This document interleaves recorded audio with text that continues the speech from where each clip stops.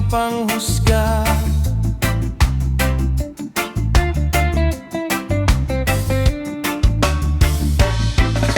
Puno ng inggit ang puso't isipan, paninira ang laging ginagawa.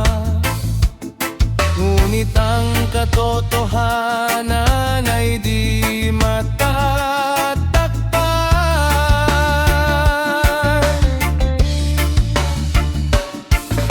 Hindi man ako ang lumaban sa inyo, hindi rin ako ang hahatol sa buhay nyo.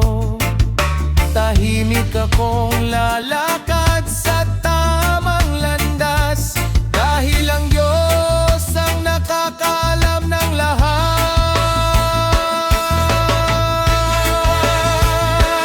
Ang Diyos ay hindi natutulog, lahat ng gawa ay Kanyang nakikita.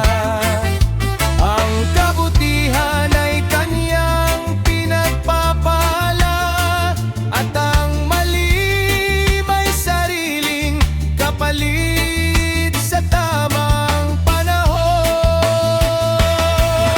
Kaya ako'y patuloy na magmamahal, hindi magpapadala sa galit at alitan.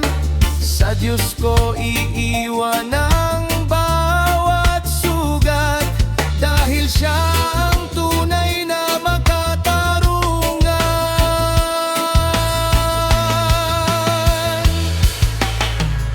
Hindi inggit ang daan sa tagumpay, hindi paninirang susi sa buhay. Mas dakila ang pusong marunong magmahal at marunong magpatawad sa kabila ng lahat. Darating ang araw, lilitaw ang liwanag, katotohanan ng siyang mananaig. Ang puso na tapat ay hindi mabibigo kapag Diyos ang siyang kasama mo.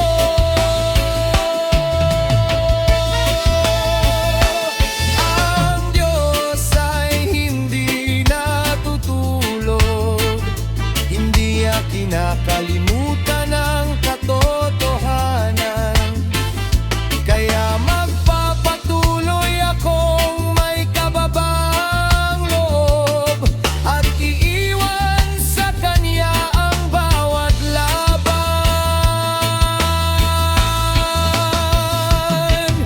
Hindi ako maghihiganti kailanman, pag-ibig at pananampalataya ang aking sandigan, sapagkat sa huli ang Diyos ang